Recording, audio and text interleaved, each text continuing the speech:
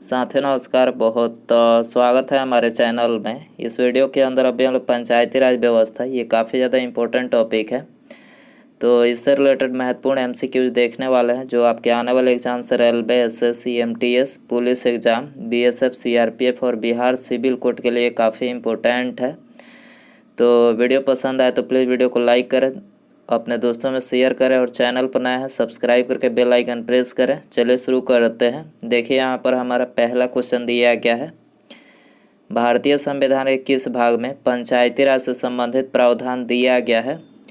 तो पंचायती राज से संबंधित जो प्रावधान दिया गया है वो भारतीय संविधान के भाग 9 और अनुच्छेद 243 से 243 ओ तक में पंचायती राज से संबंधित प्रावधान दिया गया। ऑप्शन बी हो जाएगा। इसके अलावा भाग 2 की बात करें तो इसमें नागरिकता से संबंधित प्रावधान दिया गया है जो अनुच्छेद 5 से 11 तक में वर्णित है।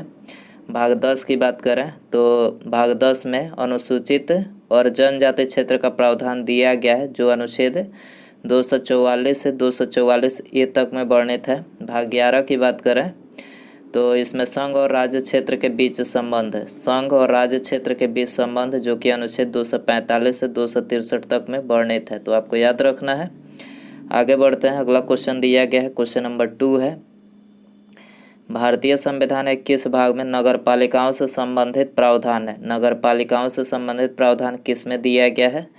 तो भारतीय संविधान के भाग 9 क में, ठीक है, भाग 9 क में नगर पालिकाओं से संबंधित प्रावधान है। अगला क्वेश्चन देखते हैं, क्वेश्चन नंबर 3 है, भारतीय संविधान के किस भाग में ग्राम पंचायतों की स्थापना की बात कही गई है। तो ग्राम पंचायतों की स्थापना की बात जो है ये भारतीय संविधान के भाग 4 में कही गई है, ठीक है, ऑप्शन बी हो जाएगा। अगला क्वेश्चन देखते हैं, क्वेश्चन नंबर 4 है,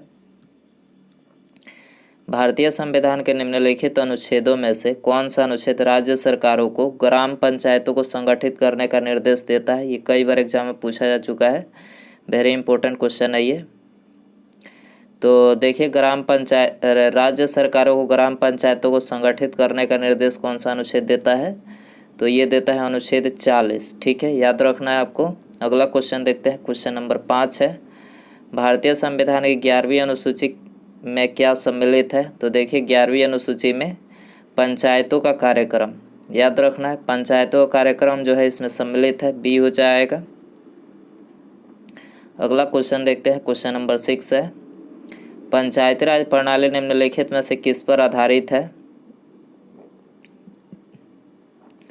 तो देखिए करेक्ट आंसर बी हो जाएगा, सत्ता के विकेंद्रीकरण पर। पंचायती राज प्रणाली सत्ता के विकेंद्रीकरण पर आधारित है।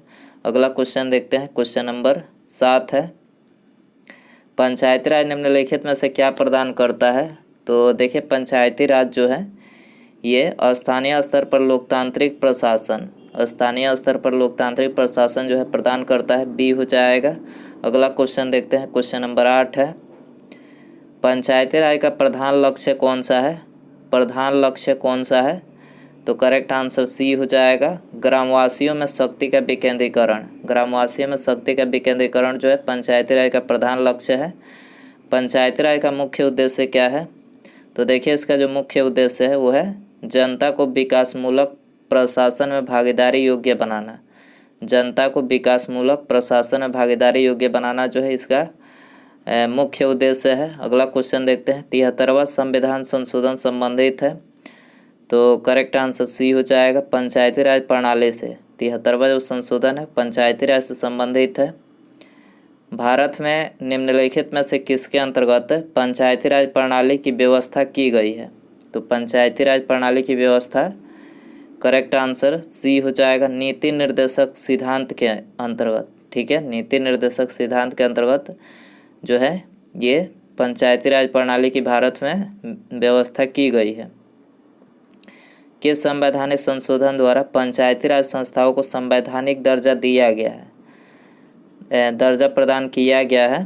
तो करेक्ट आंसर सी हो जाएगा, 73वां संविधान संशोधन के द्वारा जो है पंचायती राज संस्थाओं को संवैधानिक दर्जा प्रदान किया गया है।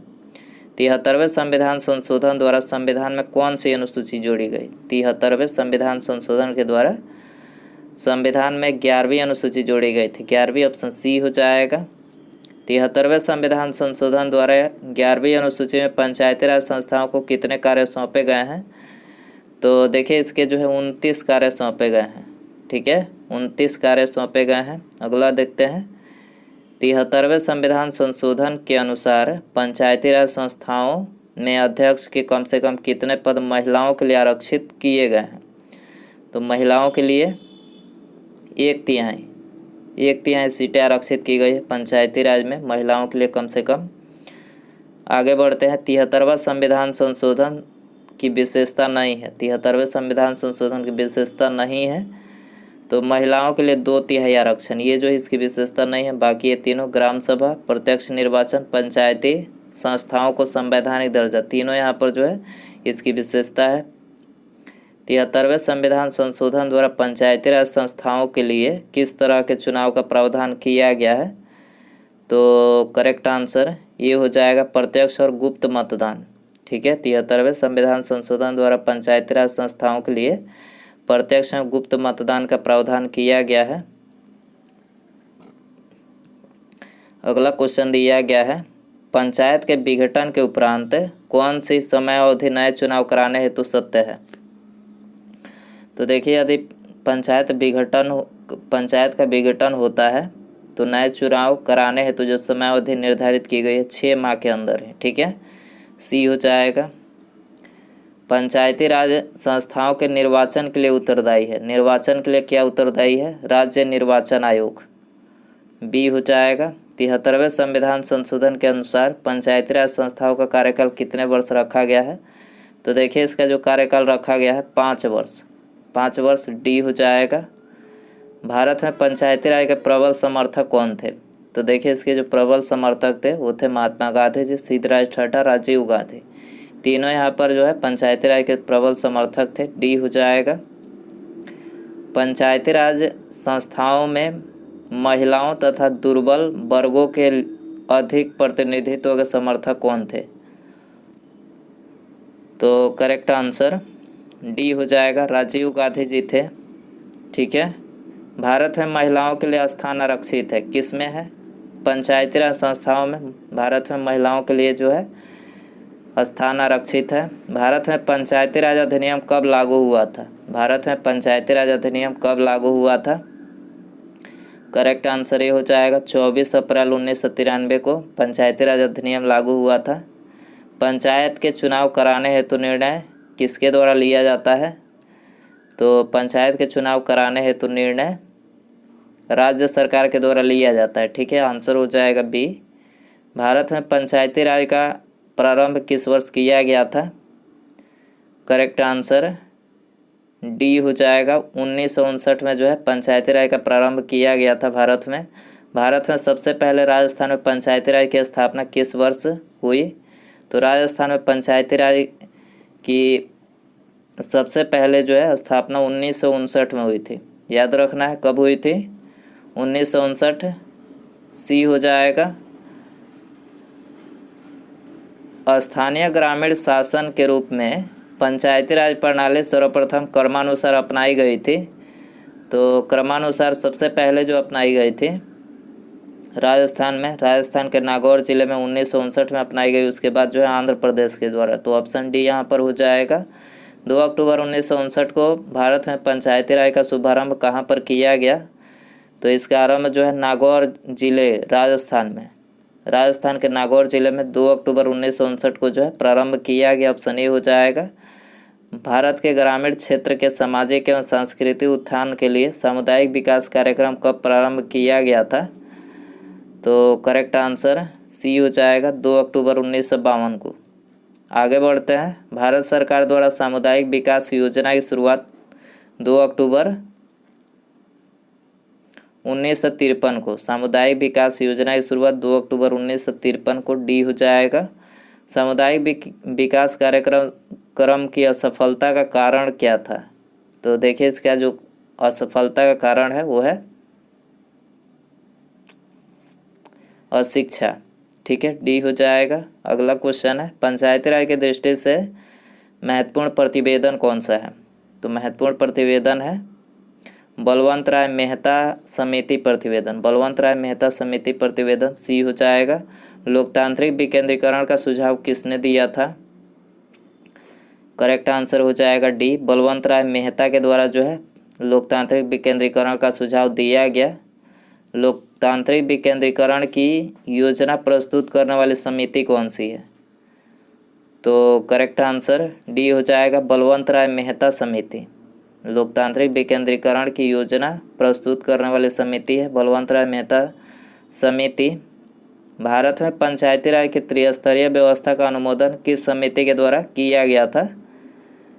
तो करेक्ट आंसर ये हो जाएगा, बलवंत राय मेहता समिति के द्वारा जो है भारत में पंचायती राज की त्रिस्तरीय व्यवस्था का अनुमोदन किया गया था।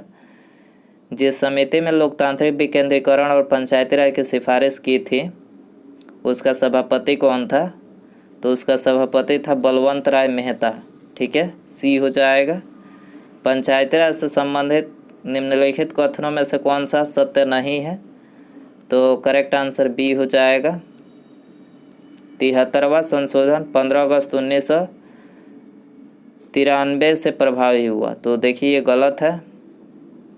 73वां जो संशोधन मतलब प्रभावी हुआ था 24 अप्रैल 1993 से। यहाँ पर 24 अप्रैल होता तो करेक्ट होता, लेकिन यहाँ पर गलत पूछा गया है।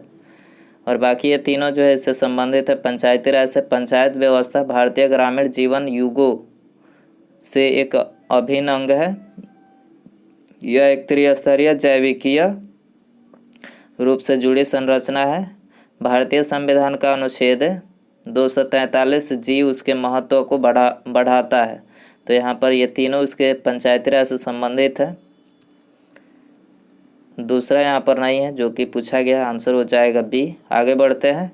बलवंत राय मेहता समिति प्रतिवेदन में पंचायती राज संस्थाओं को कितने स्तर पर करने का सुझाव दिया गया था?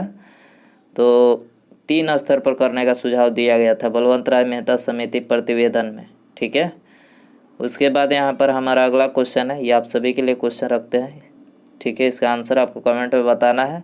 बलवंत राय मेहता समिति ने किसको अधिक शक्तिशाली बनाने का सुझाव दिया?